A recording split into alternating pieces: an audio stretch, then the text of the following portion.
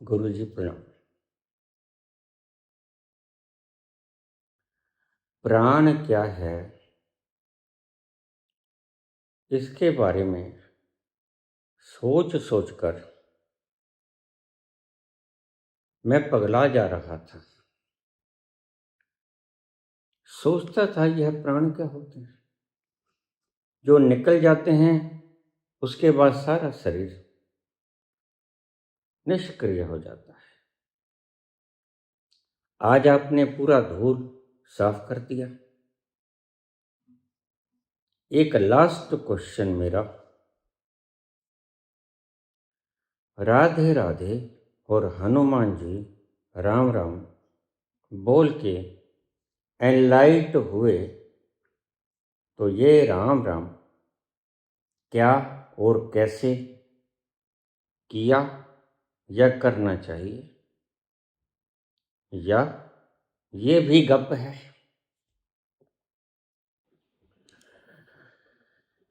आइए इसको हम साइंटिफिक तरीके से समझाने की कोशिश करेंगे। आप गाड़ी पर जा रहे हो, बीच सड़क में जाके गाड़ी रुक गई। आपने देखा कि फ्यूल की टंकी शून्य हो गई है,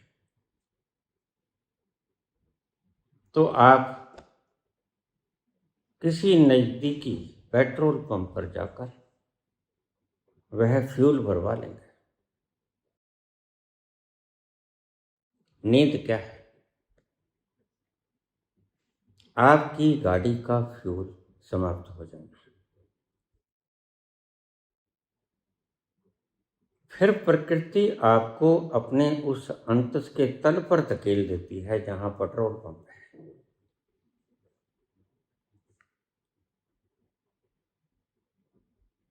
और वहां का पेट्रोल पंप आपकी कार को, टैंकी को पेट्रोल भर देता है। आपकी गाड़ी पुनः चलने शुरू हो जाती है। यहां तक आप गौर से समझ लीजिए।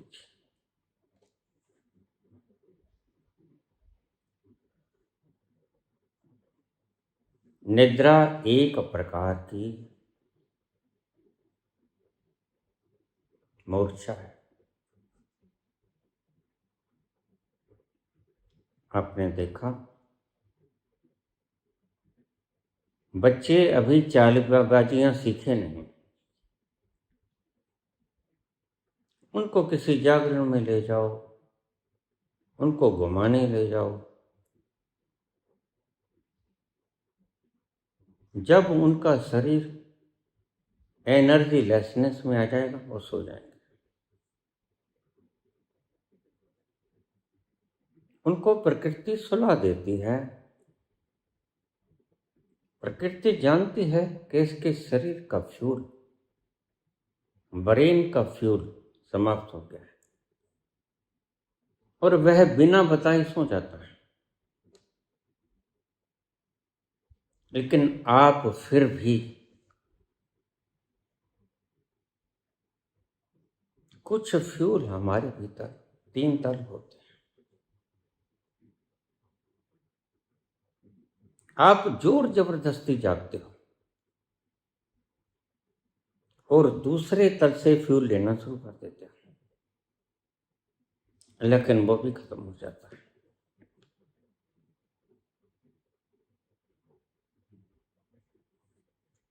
मनुष्य ने यह जो जोर जबरदस्ती करना सीखा,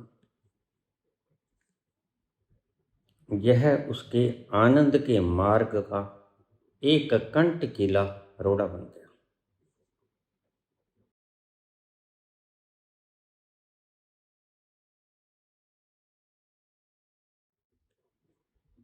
निद्रा का अर्थ है कि आपकी शरीर की शक्ति, आपकी गाड़ी का फ्यूल समाप्त हो गया है।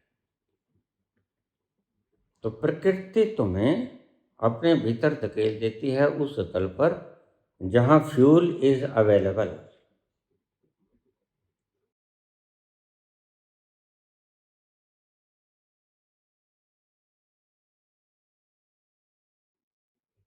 अब आपने कहा कि राम राम, राधे राधे, हनुमान हनुमान, शिव शिव शिव शिव, नाम जप।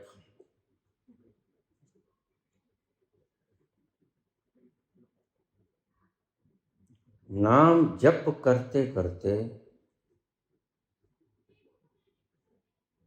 आपकी शक्ति वह होती है। देखिए, मुर्दा नाम जप नहीं कर सकता। अगर कोई डेरे का भगत सचखंड में चला गया, उसके कान में बोलो कि 5 नाम बताओ कौन सा, वो नहीं बताए,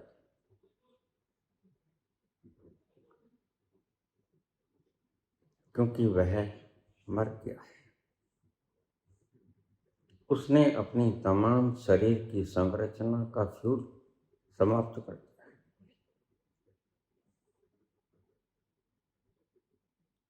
राधा स्वामी डेरे के हिसाब से वह सचखंड में पहुंच गया। बस इनकी परम मूर्छा ही सचखंड है, जबकि मेरा सचखंड परम जागृति है। हमारे दोनों के बीच में यही अंतर है और यही विशाल अंतर है। वो तुम्हारी शक्ति को खर्च करवा कर तुम्हें मूर्छा में धकेल देंगे, तुम्हें शक्ति विहीन कर देंगे, और शक्ति विहीन अवस्था में प्रकृति तुम्हें अपने भीतर फेंक देगी। और एक बात ध्यान में रखना, जब प्रकृति तुम्हें अपने भीतर फेंक देगी तो भीतर वो टैंक है जहां जाकर आपको फौरन प्रकृति फ्यूल भर देगी। यही वर्षों वर्षों तक चलता रहेगा। तुम फिर उठ 5 नाम जपने लगो, फिर खाली हो जाओगे। यही तो रोज करते हो तुम। अपने व्हीकल के साथ तुम क्या करते हो? फिर खत्म हो जाता है, फिर तुम जाते हो। रोज ही तो भरा है। तो इन गुरुओं ने, क्योंकि तुम अनजान थे और कोई ज्ञानी पुरुष था नहीं, यह मुसीबत थी।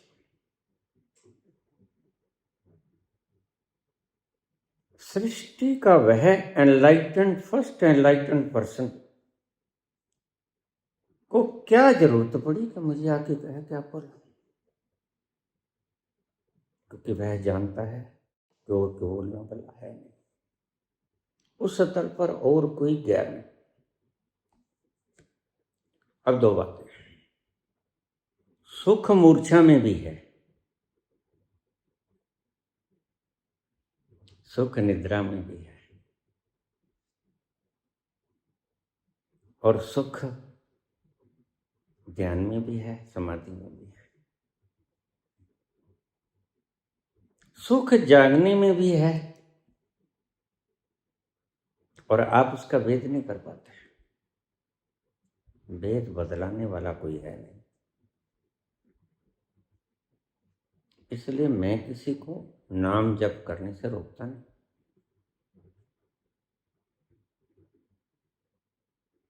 नाम जप तुम समझते रहो कि ये परमात्मा तक पहुंचा देगा, और बहुत से लोग जप करते करते मर जाते हैं सारी उम्र। रोज मूर्छा में धकेले जाते हैं, उसी को वो आनंद मान लेते हैं। तो तुम भाई किसी भी चीज को आनंद मान लो, तुम्हारे मानने से वह मूर्छा आनंद तो नहीं बन जाएगी।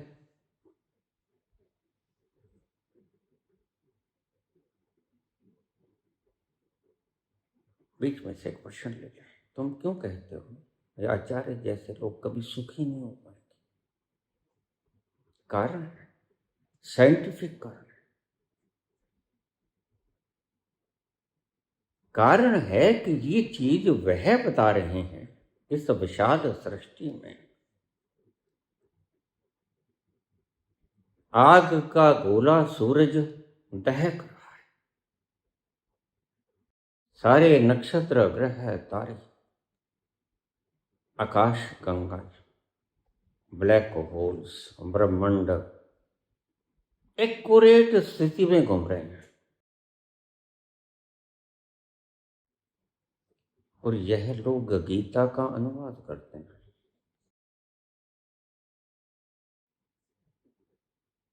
यह अपने मन में ही माने बैठे हैं कि हम सब कुछ जानते हैं कि एनलाइटनमेंट होता नहीं।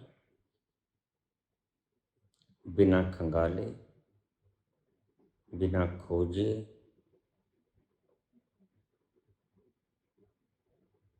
निहित स्वार्थों के कारण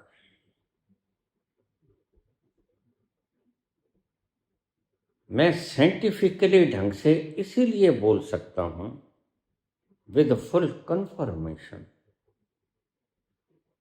जैसे कोई जहर पिया, जैसे यस समझो तुम।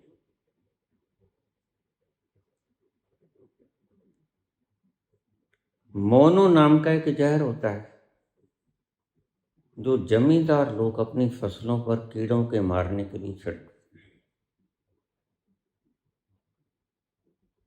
क्लोरो भी होता है। एक जहर होता है एंडोसल्फान। यह इतना तीक्ष्ण जहर है कि अगर कोई व्यक्ति इसको पी लेगा, पूरा गैलन पी लेगा और मेरे सामने पी लेगा, I can product that he will die. क्यों? क्योंकि मैं जानता हूं एंडोसल्फान बड़ा तेज जहर है।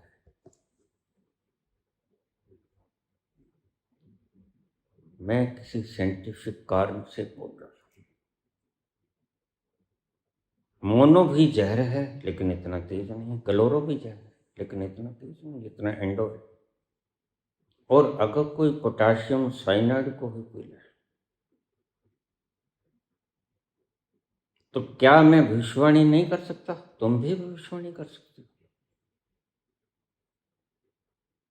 कि यह मर जाएगा। मैं भविष्यवाणियां बिल्कुल साइंटिफिक वे से कसकर, कसौटी पर कसकर बोला करता हूं। फिर तुम्हारा संसार इसे माने या ना माने, मुझे इससे कोई लेना देना नहीं। क्योंकि ये कहते हैं कि एनलाइटनमेंट नहीं होती। जैसे मार्कस ने कहा परमात्मा नहीं होता, और बड़े बचकाना तर्क दिए।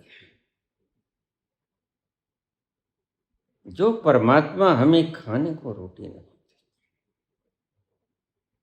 हम उसे कैसे माने?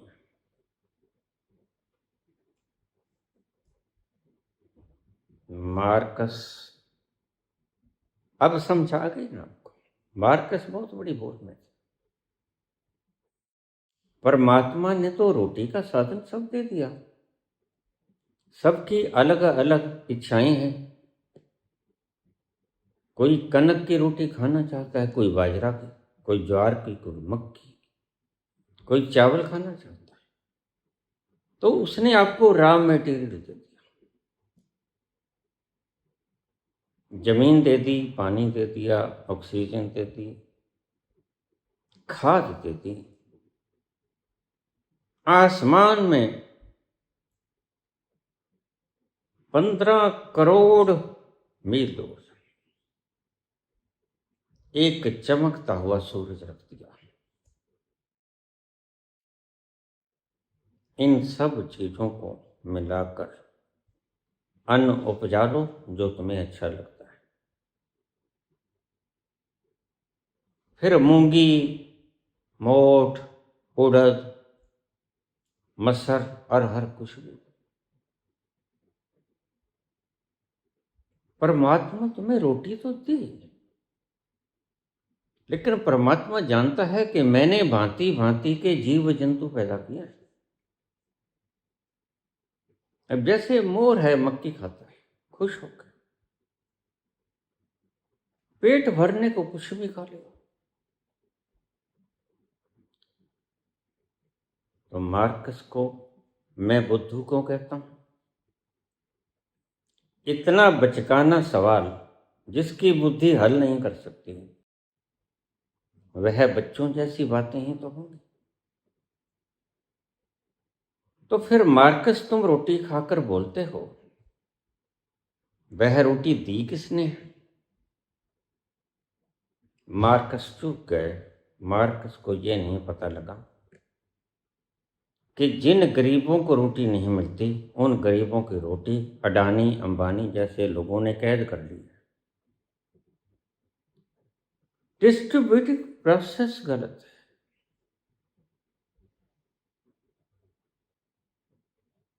परमात्मा ने तुम्हें सब कुछ दिया है। अगर परमात्मा को तुमसे द्रोह होता तो वह ऑक्सीजन को खींच ले, तुम बच के दिखा दो।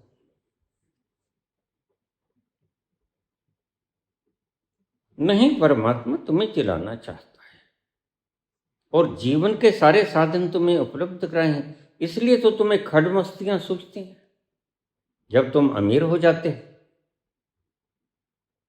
तो तुम वेनेजुएला से कहते हो, ईरान से कहते हो, ये तेल मुझे दे दे खोमनी।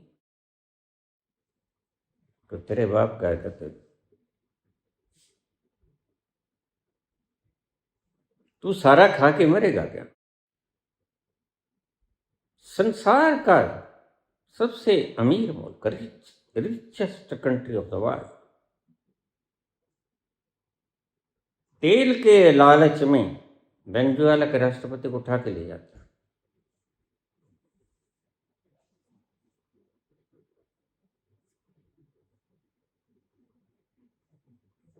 ऐसे मूर्ख लोग धरती पर रहने के योग्य नहीं हैं, इनको काट देना चाहिए।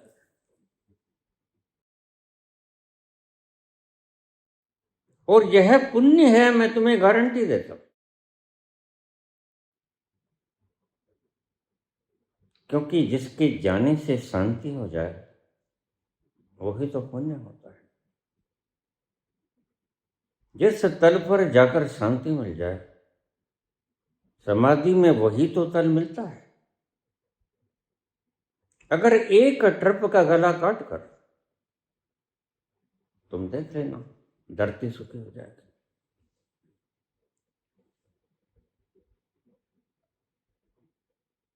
क्यों भाई, क्यों वेनेजुएला का तेल तू गिरफ्त में लेने चला है? क्यों ईरान से तेल मांग रहा है? ईरान से क्यों कह रहा है कि तू अणुबम नहीं बनाएगा? क्योंकि ईरान कहीं दुनिया को समाप्त न कर दे। तुम्हारा क्या भरोसा है? तुम पल पल में बयान बदलते हो। ईरान तो एक ही बयान पर डटा हुआ है। पागलपन तो तुम्हारे बातों में झलकता है। 2 घंटे पहले तुमने कहा कि हार्मोज की हमें कोई जरूरत ही नहीं है, हमें तेल वहां से चाहिए ही नहीं। और 2 घंटे के बाद तुम कहते हो कि हार्मोज खाली कर दो, वरना यह पागलपन की निशानी है क्या कि समझदारी की है?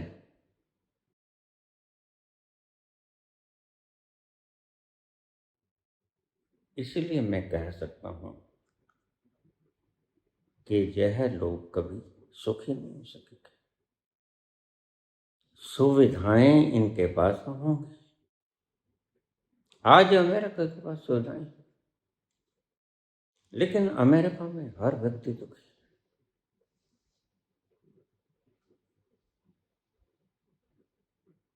क्यों? अगर रिच होने में सुख होता तो सबसे ज्यादा सुख अमेरिका में। लेकिन इनकी नीयत अपने आप के साम्राज्य को विस्तार करने की बताती है कि दे आर नॉट सेटिस्फाइड, और यही बताती है सेटिस्फाइड न होना इनके दुख से आता है। अगर ये आराम से कबीर की तरह सेटिस्फाई होते हैं तो समझ में आता था कि इनकी अमीरी इनके सेटिस्फेक्शन का कारण, लेकिन आज इनकी अमीरी इनको तृप्ति नहीं दे पाई। It means they are not satisfied. और इससे ये एक और भी बात सिद्ध होती है कि अमीरी सेटिस्फेक्शन नहीं दिया करती।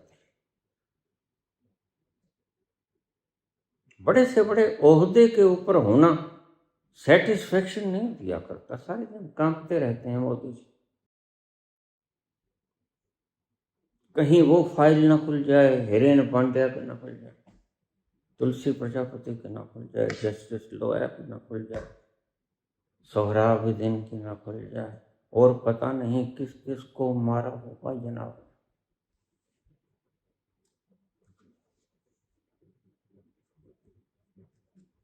दो बंधुओं ने मिलकर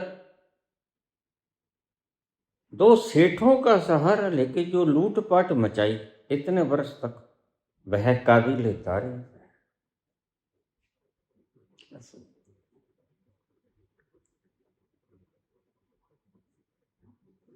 तो जब तुम राम राम करते हो या 5 मिनट करते हो,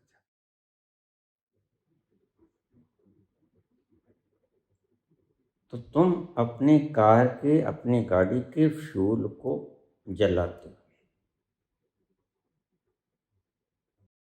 पलक भी झपकते हो तो फ्यूल जलता है। राम राम करने से फ्यूल कैसे नहीं जलेगा? राधे राधे करने से फ्यूल कैसे नहीं जलेगा?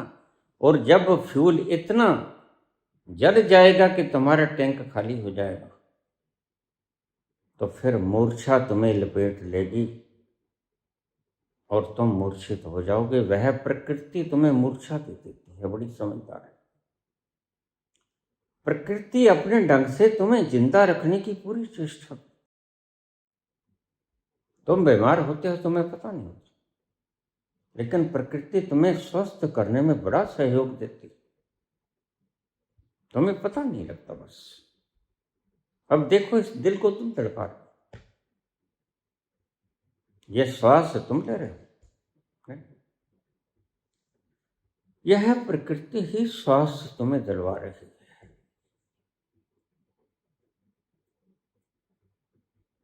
तुम कहते हो कि हनुमान, सीता सीता, राधे राधे।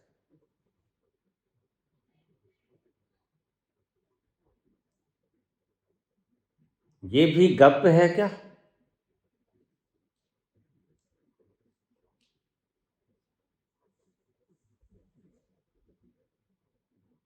एक बात कर,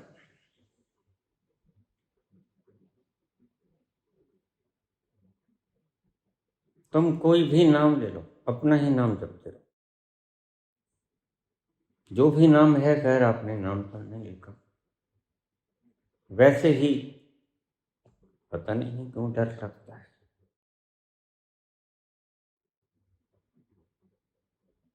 वैसे ही हेमू वगैरह नाम रख के आगे टर टर, चल कोई बात, अपना ही नाम दोहराते रहो।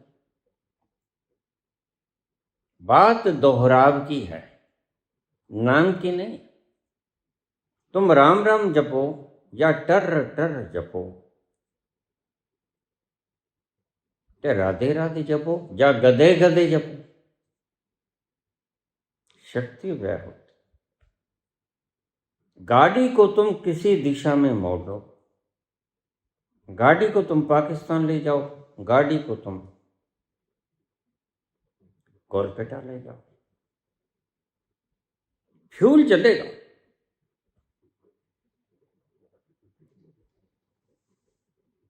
और फ्यूल के जलने से तुम धीरे धीरे हल्के हल्के मूर्छा में जाना शुरू हो जाओगे। उसको अगर तुमने आनंद मान लिया तो मानते जाओ, किसी को क्या अर्थ है। फिर जब तुम शक्तिहीन हो जाओगे, तुमसे एक बार भी अपना नाम उच्चारित नहीं हो पाएगा, तो प्रकृति तुम्हें अपने भीतर पटक देगी उस पेट्रोल पंप के पास। जाओ वहां से अपनी गाड़ी भरा लो। यह निद्रा गाड़ी में फ्यूल भराने के अतिरिक्त और कुछ भी नहीं होता।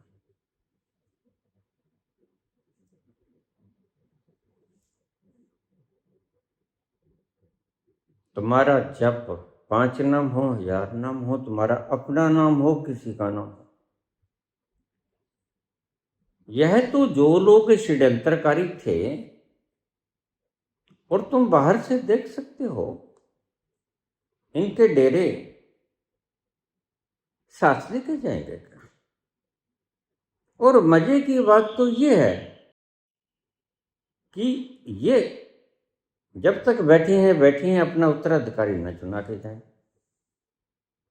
क्योंकि उत्तराधिकारी भी नहीं पहुंचा है, ये भी नहीं पहुंचे, इनके गुरु भी नहीं पहुंचे। यह एक गिरोह की शैतानियत है। यह चला था जयमल सिंह से,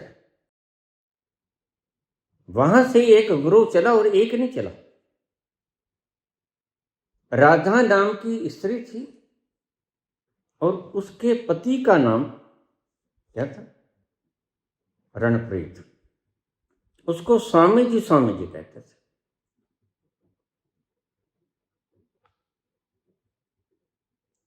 सात आठ उसके शिष्य थे। नामों में फर्क पड़ सकता है, थोड़ा सा समझा। तो उन्होंने गिरोह बना के, गिरोह ही हमेशा लूटने का तरीका बनाया करते हैं। उन्होंने बैठ के लूटने का तरीका बनाया आगरा के अंदर। और फिर उनने जो वन में आ गया, ज्योत निरंजन एक ओंकार रणोंकार सोहम सतनाम। अच्छा, कुछ भी लगा देते, गदा बदा लगा देते तो कोई बात नहीं। उन्होंने कहा लो भी तुम इस चीज का प्रचार करो, कह दो इससे भगवान मिल जाएगा। एक व्यक्ति का नाक का कट गया था। अब नाक का जख्म तो उसने ठीक कर लिया महीने 2 महीने में, अब बाहर निकले ना वो, क्योंकि नाक कटा डंकटी हो आई, चेहरा लघु लुहान हुआ। बता तो बहन स्वरूप ने कहा ये कैसा घमसान हुआ। उसने कहा मैं क्या बताऊं। ऐसे लोगों को आपत्ति काल में कुछ सुझाव मन देता है, उनका शरारती है मन। और बाहर आया तो लोग हंसने लगे। कितना हंसते का, तो हंसते हैं, तेरे को पता नहीं। कहते पता है। क्या पता है, तुम नाक को देख के हंसते हो। हाँ, अरे नाक काटने से भगवान दिखता है मुझे। ईशावास्यमिदं सर्वम यत् किंचित् जगत्याम। अच्छा, पहले तो लोगों को विश्वास नहीं हुआ, लेकिन वो तो घूमता रहा। बहुत से लोग बेशर्मी की हद पार कर दिया करते। मोदी जी की तरह कितनी गालियां पड़ती, खुद बताते। मैंने कहा भी ऐसे काम क्यों करते हैं कि लोग तुम्हें गालियां निकालें।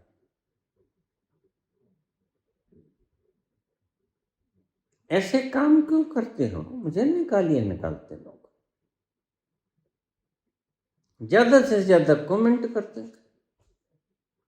बस।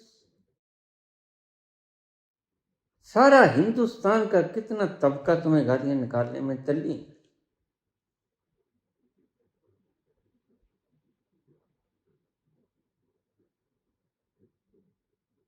और शर्म, शर्म तो जैसे भगवान ने तुम्हारे भीतर पैदा ही नहीं की। कब तक चिपटे रहोगे, जंड बने रहोगे, देश का इतना बुरा हाल कर दिया। जैसे जैसे देश गर्त में जा रहा है, ध्यान रखना, मोदी जी जब बोलेंगे ना देश तरक्की कर रहा है, समझ लेना डूब गया। जो ये कहते हैं उससे उल्टा होता है, करते हैं। इन्होंने कहा 2 करोड़ रोजगार देंगे, रोजगार छीन लिया।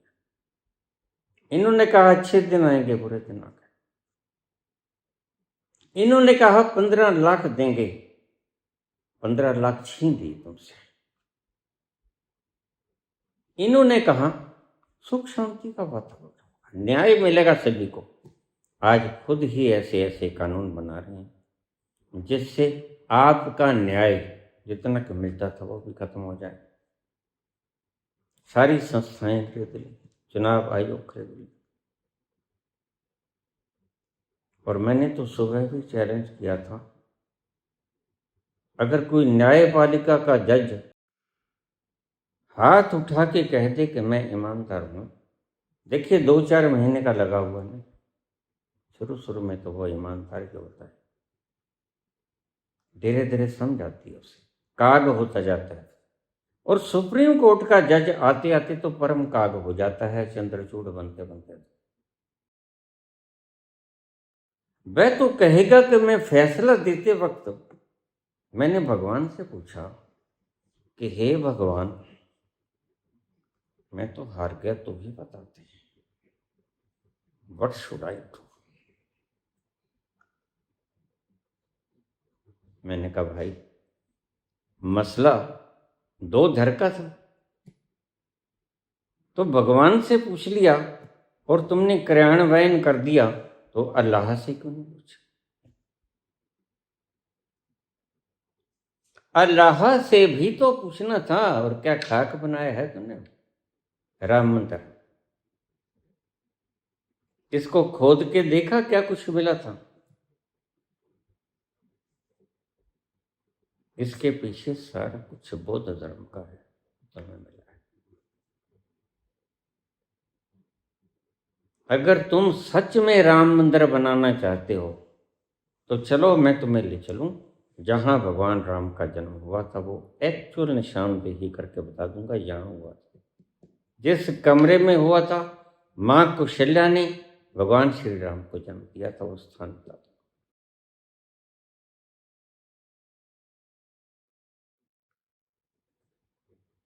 क्योंकि मैं आदिकाल की पुरातन आत्मा, बहुत पुरातन आत्मा, संयोग से परमात्मा ने मुझे इतना देरी से एनलाइट किया, तो उसका भी कोई कारण होगा, क्योंकि ये सब उसकी लीला है, खेल है। तुमने जहां राम मंदिर बनाया है, चंद्रचूड़ जी तुम्हारा भगवान बोगस है, जिसने तुम्हें कहा कि बना दो यहां। अगर सही राम मंदिर तुम बनाना चाहते हो भक्तजनों, भगवान राम के प्रति श्रद्धा है, वह व्यक्ति कष्ट सहते सहते मर गया। मर्यादा को साधते साधते उसने कष्ट सहे, अपने ही पांव पर कुहाड़ी मार गया। अपनी ही धर्म पत्नी को गर्भावस्था में महलों से निकाल दिया। गर्भ में 2 बच्चे जिन्हें महलों में पलना चाहिए। राम ने मर्यादा साधते साधते, कोई मन में छल कपट नहीं था उस व्यक्ति के, बड़ा साफ सुथरा, मलिनताहीन, कोई मैल नहीं था मन, इतना साफ सुथरा, और बड़ी ईमानदारी से मर्यादा को साधते साधते मर गया। लेकिन सदी नहीं, परिणाम गलता है। पत्नी सीता गलत बोल के गई। तुम पति हो, तुम्हारा जैसा पति दुश्मन को भी ना मिले। फिर पुत्र आए, पुत्र कहने लगे अगर ऐसा ही कुछ करना, एक व्यक्ति की कंप्लेंट के ऊपर जिसकी तुम अग्नि परीक्षा दे चुके थे, उसको बिना कटघरे में खड़े किए, बिना अदालत लगाए, बिना सबूत मांगे, बिना जरा करिए तुमने यक तरफा रात्रि अर्धरात्रि को हमारे चचा को आदेश दिया लक्ष्मण को कि जाओ छोड़ो। पिताश्री बताइए आपने ये क्या किया, यह मर्यादा है क्या? इतना तेरे लेख किसे के समझ न आते हैं, वेदना तेरे लेख किसे समझ न आते हैं। राम सिया से, सिया राम से बिछड़े जाते हैं, हो वेदना तेरे लेख किसी के समझ न आते हैं। और जो पेट में 2 बच्चे हैं उसके पिता पुत्र से, पुत्र पिता से पिछड़े जाते हैं, हो वेदना तेरे लेख किसी की समझ न आते हैं।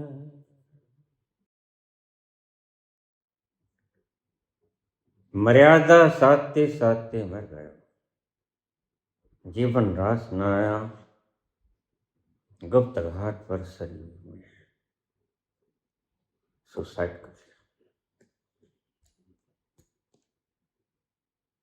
वंदनीय है, पूजनीय है ऐसा तो खुद का हित नहीं देखा, इसकी मर्यादा झुको झुको तक गाई जाती रहती, गाई जानी चाहिए।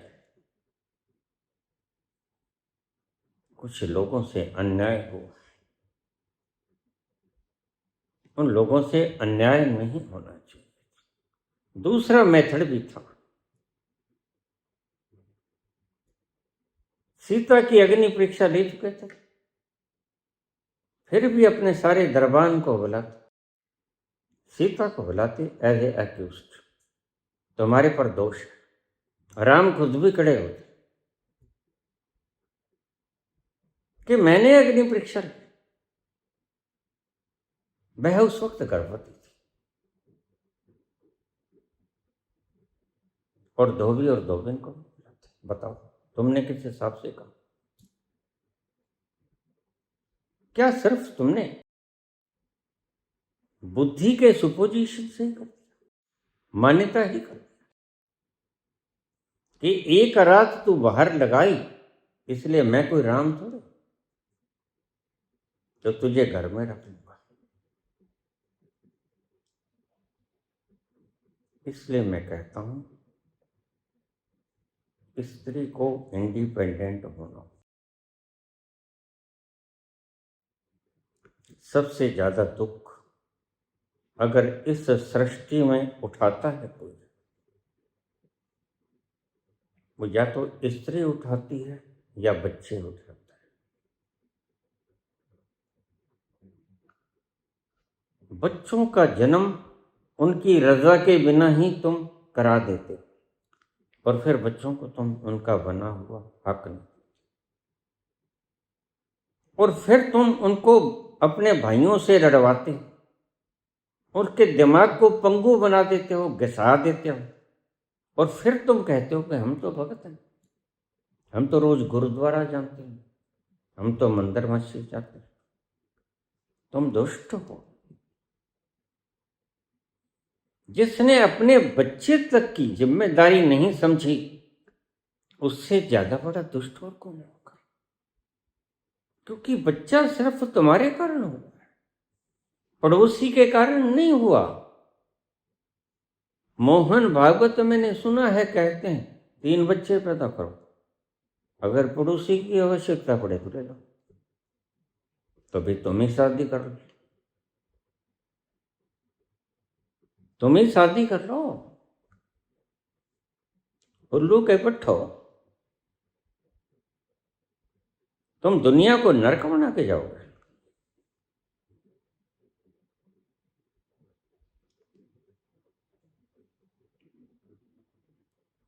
एक काम करना, छोटा सा प्रयोग, और तुम्हारी सब भ्रांतियां टूट जाएंगी। साक्षी होने का अभ्यास करो पहले। बुद्ध द्वारा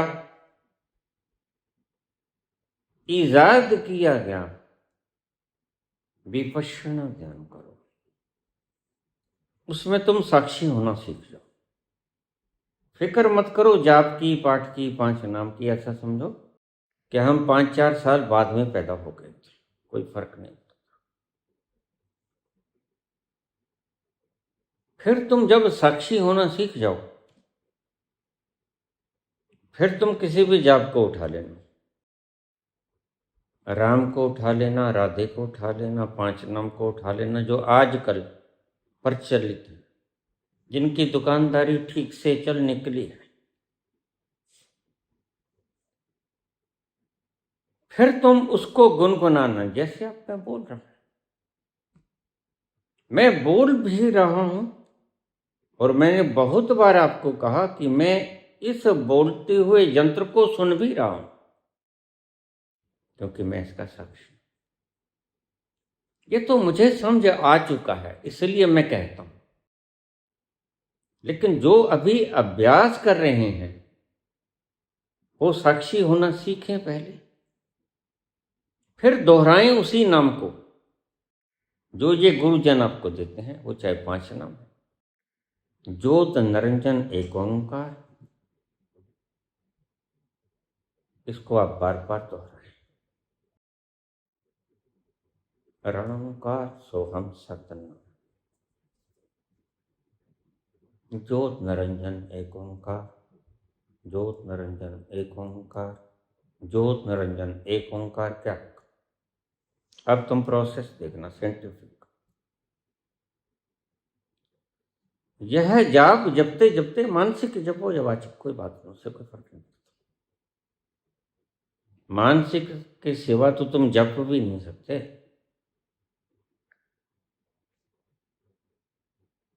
कोई अजपा वगैरह कुछ नहीं होता। अजपा वगैरह तो वो होता है जैसे पहाड़ियों में तुम चिल्लाते हो एक बार और आपकी बात 7 बार गूंज के आती है, वह तो भ्रम है आपका।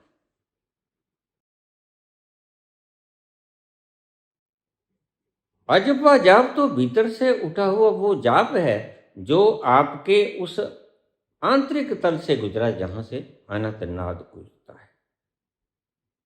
वाज्य नाद अनेक असंख्या, केते वावण हारे, केते राग परिशो करण, केते गावण हारे। बोले शाह कहते हैं, मस्जिद कोलों जोड़ा डरिया, जा ठाकर दे डेरे बढ़िया, जिथे वजते नाद हजार, इश्क दी नमियों नमी बहार। जहां हजारों प्रकार के नाद गूंजते हैं, टल भी हैं, घड़ियाल भी हैं, शंख भी हैं, वहां कोयल की कुहू कुहू भी होती है, वहां शंख नाद भी होता है, ओंकार का नाद भी होता है। वो अजपा जाप तो वो है। तुम्हारे गुरुओं ने तुम्हें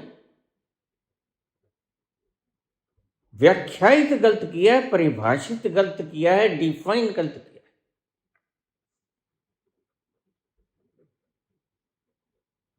तो तुम जपना शुरू करो, जपे जाओ, जपे जाओ, जपे जाओ, खूब जपो। आज भ्रम तोड़ लो, और ये भ्रम टूट जाना चाहिए। लगातार 5-7 महीने तुम करो इस काम, लेकिन जागे जागे करो, ये ध्यान रखो।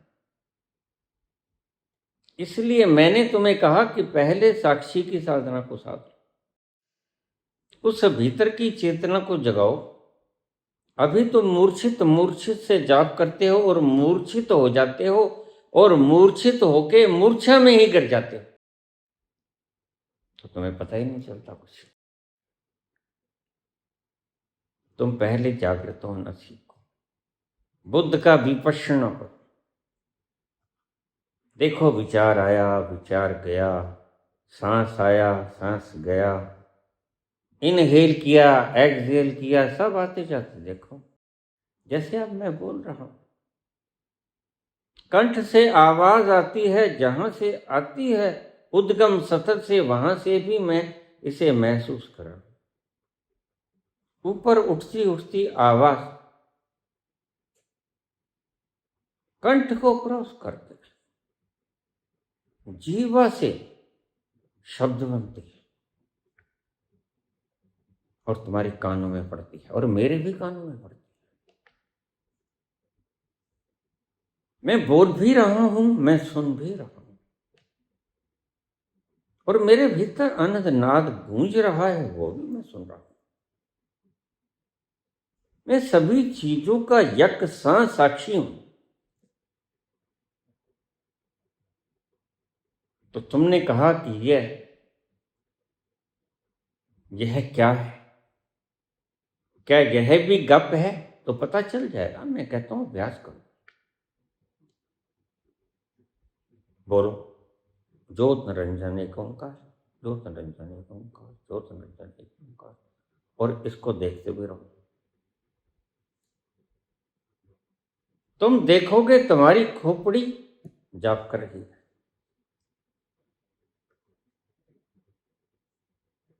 और तुम प्रतिपल शक्तिहीन हो रहे हो। मैंने कहा पलक झपकने पर भी शक्ति वह होती है। बोलो, राधे राधे राधे राधे, मस्त हो जाओ, कोई बात। और उसको देखते भी रहो। एक वक्त क्या आएगा, राधे राधे राधे राधे जपते जपते जपते जपते यू विल फील एनर्जी लेसनेस, और एनर्जी लेसनेस फील करते वक्त उसके बाद तुम धम्म से मूर्छा में गिर जाओगे, बच्चे की तरह। बताओ, परिणाम ध्यान निकला कि मूर्छा की नींद निकली। सचखंड का सब्ज बाग दिखाने वाले लोग यह प्रैक्टिकल अभ्यास करके तो देखें। It's a scientific exercise. बोल मैं भी रहा हूं, देखो मैंने भी बोला है, ज्योत निरंजन एक ओंकार, रण ओंकार सोहम सतनम, मैंने भी बोला, मैंने भी राधे राधे बोला, लेकिन मैं बराबर इसका साक्षी भी हूं। और मैं तब भी साक्षी होऊंगा जब मैं I will feel full energy lessness, कि अब नहीं और बोला जाता। मैं उस दशा का भी साक्षी होऊंगा पूरा पूरा। और फिर एनर्जी लेसनेस की उस अवस्था में, यानी मूर्छा की उस अवस्था में लुढ़क जाऊंगा मैं, वो भी मैं देखता हूँगा। अगर तुमने भीतर के बुद्ध के साक्षित्व को साधा नहीं, तो तुम जब मूर्छित होते हो तब तुम उसके साक्षी नहीं हो पाओगे। बस तुम सो जाओगे, ना खुदा ही मिला, ना वसाले सनम। ना इधर के रहे ना उधर के रहे। देखो मेरी बातों पर मैं निचोड़ बोलूं तुम्हें समझे ना।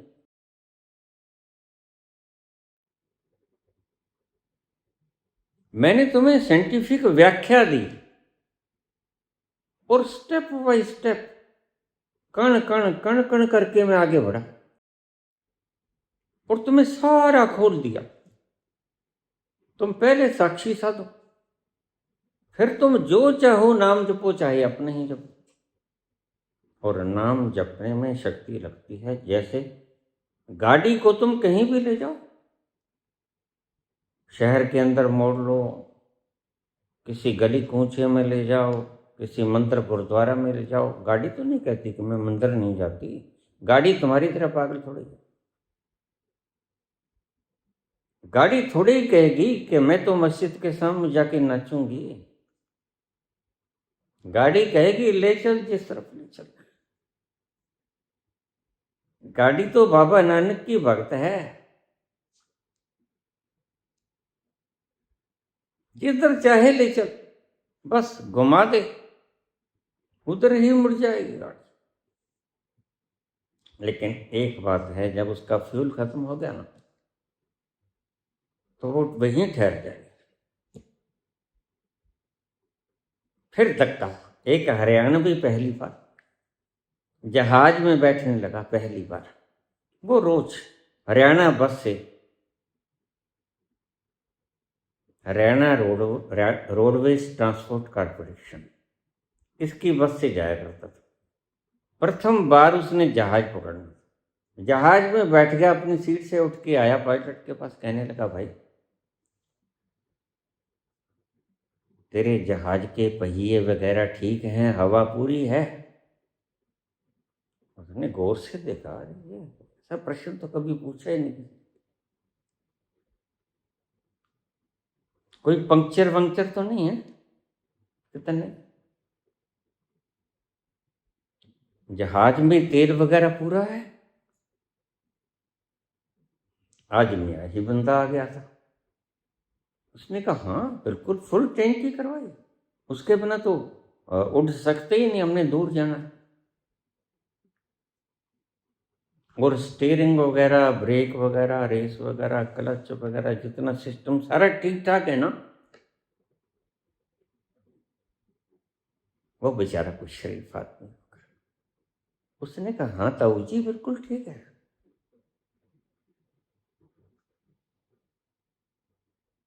जैसे मैं निर्मला सीतारमण को कहता हूं, अच्छा बुआ, ये जो तुमने आज पास कर दिया ना एआई क्वांटम, इसके लिए बड़ी बधाई हो तुम्हें।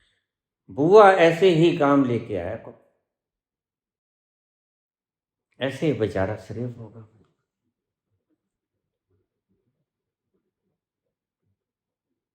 वो कहता जी बिल्कुल पूरा है सारा कुछ, ऐसे तो हम उड़ारी नहीं मार सकते, कोई बच्चों को खेल है। कहता ठीक है। पायलट ने पूछा तो वो तो ठीक है ताऊ, लेकिन तुमने ये सारी बातें मुझसे क्यों पूछी? कहता भाई क्या करो, हरियाणा ट्रांसपोर्ट रोडवेज कॉरपोरेशन की बस रोज रास्ते में रुक जाती, कहते धक्का लगाओ। अब भाई से जहाज को तो धक्का लगाना भी मुश्किल हो जाए, तो बारी इसलिए पूछ रहा था, अगर ऐसा कुछ करना पड़ेगा तो इब्बे उतर जाऊं।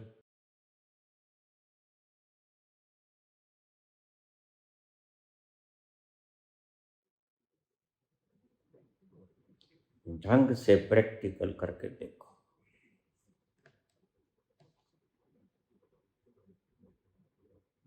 तो तुम पाओगे।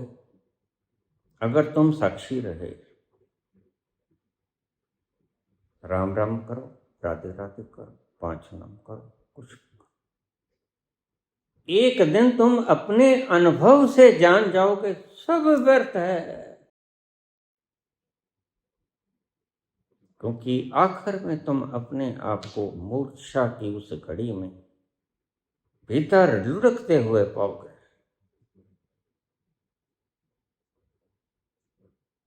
और तुम्हारा सारा भ्रम उस दिन टूटेगा। तुम खुद प्रयास प्रैक्टिकल करो। इसलिए मैं प्रैक्टिकल के ऊपर इतना जोर देता हूं।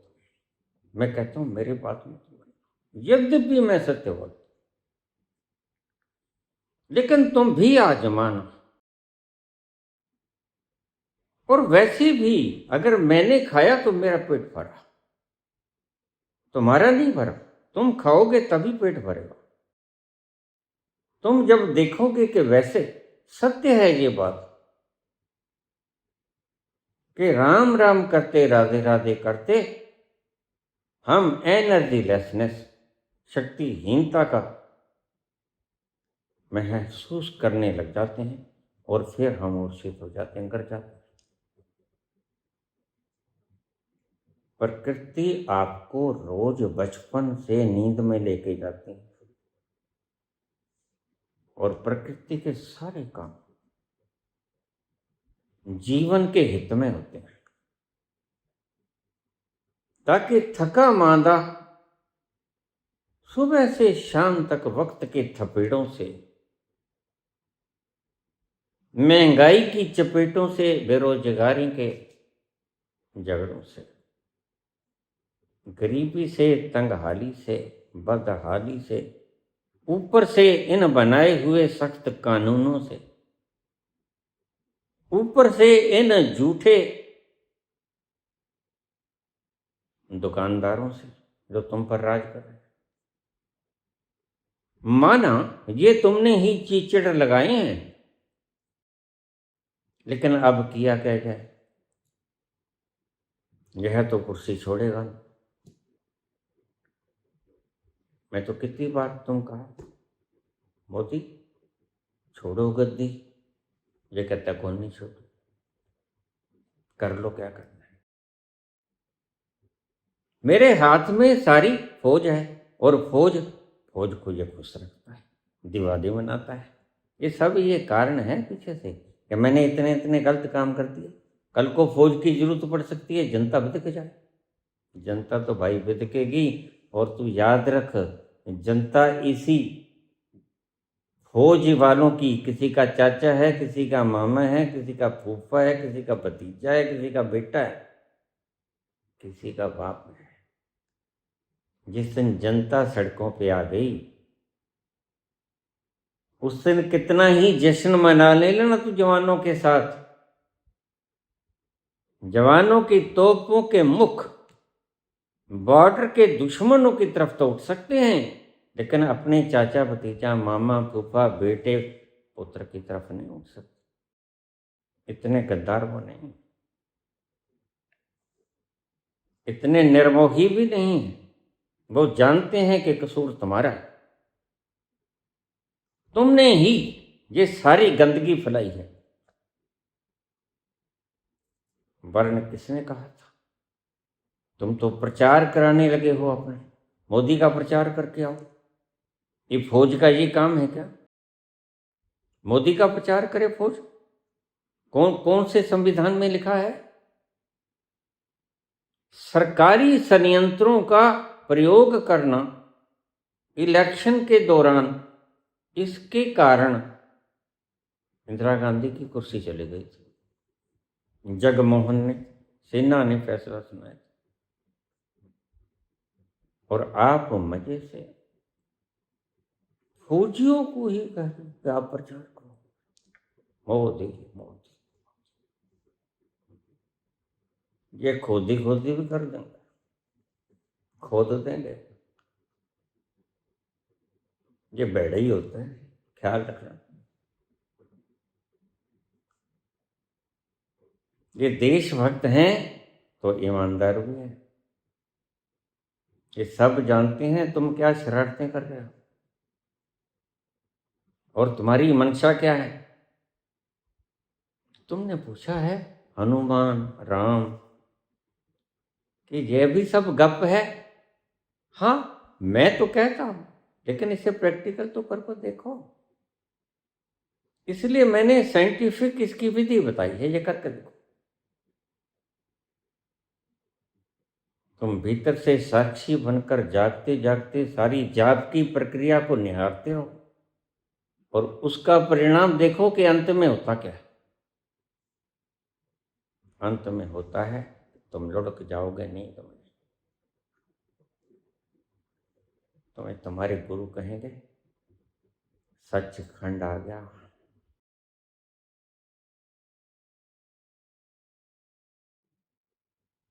सचखंड मिलता है जीते जी, मूर्छित होकर नहीं मिलता। और मृत्यु के क्षण में तुम परम मूर्छा के क्षण में होते हो। तब ये कहते हैं कि हम हुजूर आए कि बाबा आए, कोई भी आए, कोई तो उल्लू का पट्टा आएगा और तुम्हारी अंगुली पकड़ेगा। और तुम्हें मूर्छित मूर्छित व्यक्ति को कोई पता होगा, जब कोई व्यक्ति मूर्छित हो जाता है तो उसे पता होता है मुझे कौन उठा के ले। गुरु आया कि तुम्हारा दुश्मन आया, कोई पता लगता है? तब ये आएंगे तुम्हें सचखंड में ले जाने के लिए। जो ही ब्राह्मणों वाली इन्होंने तरकीब पकड़ ली। ब्राह्मण कहते दान करो, पुण्य करो, ये करो, श्राद्ध करो। हजारों पाखंड उन्हें खिलार दिए और उनका परिणाम क्या मिला कि उनके बच्चे आज टल खड़का रहे हैं मंदिरों में, टल खड़का रहे।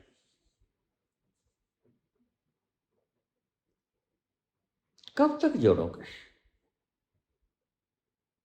साथ तो कोई लेके जाता नहीं। इसी विधान के ऊपर में के साथ कोई लेके नहीं जाता, इसलिए जो मैंने गोल्डन सफेरो का राजनीतिक चैनल बनाया है, इसी सत्य पर आधारित है कि लेकर तो तुम जाओगे नहीं।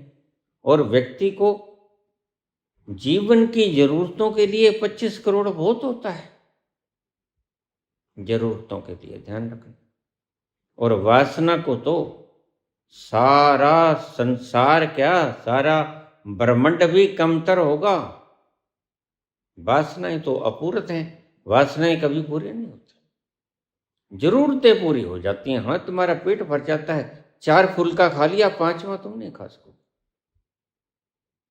जरूरतें पूरी हुआ ही करती हैं और जरूरतें ही पूरी करनी है।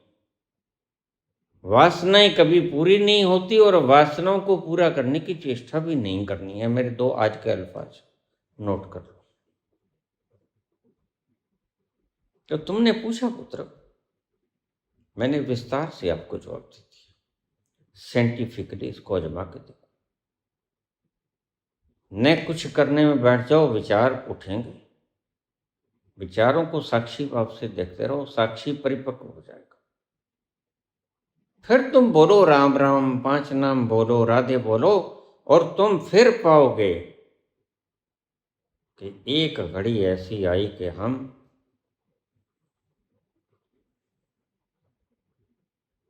थक गए, शक्तिहीन हो गए। वो शक्तिहीन मृत्यु की तरह ही होता है मूर्छित व्यक्ति।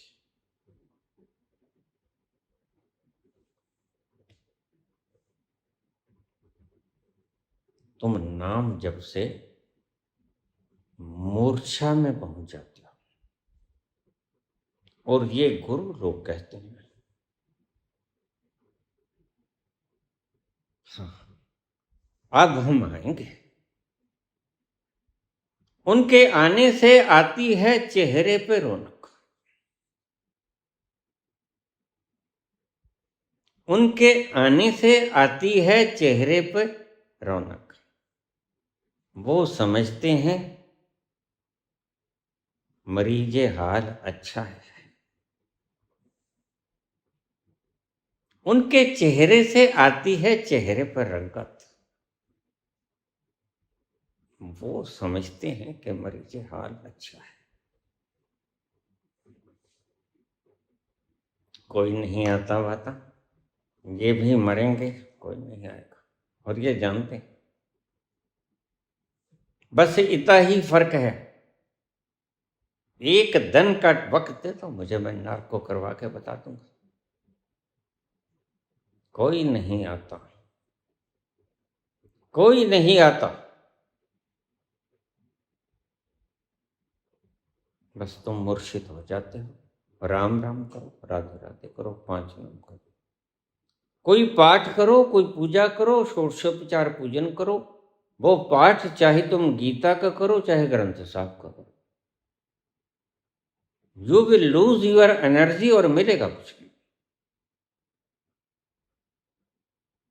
फिर बाबा मिलेगा कहाँ? मौन हो जाओ, मौन होकर अपने अंतस में उतरना शुरू हो जाओगे। मौन मौन मौन मौन, जाप जाप नहीं, जाप जाप से तुम मूर्छा में चले गए। मौन मौन मौन मौन, परम मौन। इतने मौन हो जाओ कि तुम्हें पता ही न चले सो दो।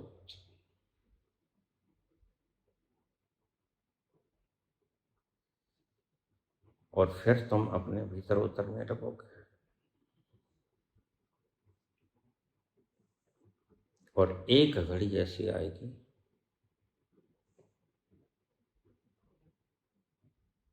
कि वहां पहुंच जाओगे जहां शांति है, जहां आनंद का प्याला पीने को मिलेगा, जहां रस छलकेगा और तुम उसको पियोगे, निहाल हो जाओ। और उसका स्वाद ऐसा, फिर तुम्हें लत लग जाएगी। एक बार लत लगा दो उसके, फिर तुम उसे और मांगोगे। आएगा मौन होने से। मौन होने से शक्ति जमा होती है, जाप करने से शक्ति व्यय होती है। ये अब मुख्य चीज सर्कल में चल। तुमने शक्ति को जोड़ना है, व्यय नहीं करना है। और मौन होने से शक्ति जुड़ती है। जितना मौन होगे, जितनी देर तक के लिए, अगर तुम्हारे पास इंतजामात हैं, तो मैं कहता हूं तुम महीने भर का मौन रखो, बोलो। किसी जरूरी काम के लिए तुम लिख के बता दिया करो, और देखना मौन होते होते एक लड़ी बच जाएगी और तुम परम मौन के खुमार में खो जाओगे। उस जगह पहुंच जाओगे जहां शांत वातावरण है। शांति शांति करने से शांति नहीं मिलती। ये लोग तो वही हैं तुम्हें बहकाने वाले। शांति शांति कह लो, यह भी शक्ति का व्यय है। मैंने कहा कुछ भी कह लो, you will lose your energy. शांति शांति दोहराना नहीं है, दोहराव मात्र शक्ति का व्यय। मौन हो जाओ, अपने भीतर उतरो। गहरे मौन, गहरे मौन, गहरे मौन। तुम जंक्चर पॉइंट को क्रॉस कर जाओगे, और गहरे मौन, और गहरे मौन।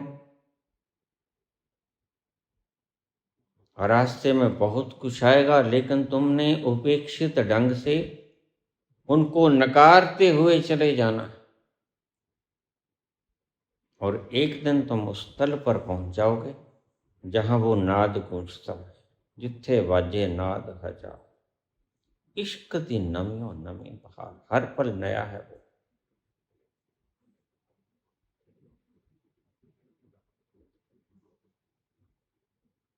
लोगों की दुकानदारियां खराब होती, महंगाई का जमाना है मोदी काल में।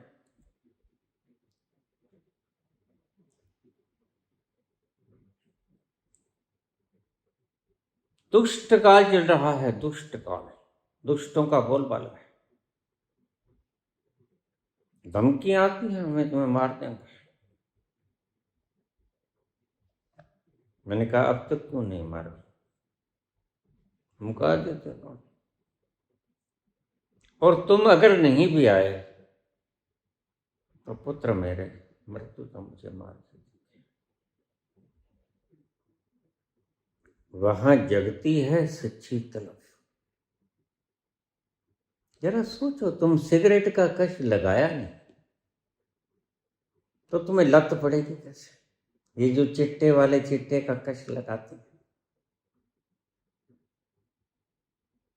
फिर वह बढ़ता ही जाता है। ऐसे ही एक बार लत लगा लो, बाहर के चिट्टे को छोड़ दो, बाहर के नशों को छोड़ दो, उस नशे को अपना लो जो दिन भर रात 24 घंटे सदा के लिए चढ़ा रहेगा अखंड। जिन्हें नशे जहान दे उतर चांद पर, नाम खुमारी नानका चढ़े रहे तन। फिर तुम जब एक बार एक प्याला घूंट भर लोगे उसकी, फिर तुम उसका स्वाद चखोगे पहली दफे, फिर तुम मांगोगे और जरा सी दे दे साकी, और जरा सी और जरा सी दे दे साकी, और जरा सी और। कैसे रहूं जो कि मैंने पी ही क्या है, अब ये घूंट ही तो लिया है, एक जाम ही तो लिया। कैसे रहूं चुप के मैंने पी ही क्या है, होश अभी तक है बाकी, अभी तो होश बाकी है। और जरा सी दे दे साकी, और जरा सी। कैसे रहूं चुप के मैंने पी ही क्या है, होश अभी तक है बाकी, और जरा सी दे दे साकी, और जरा सी।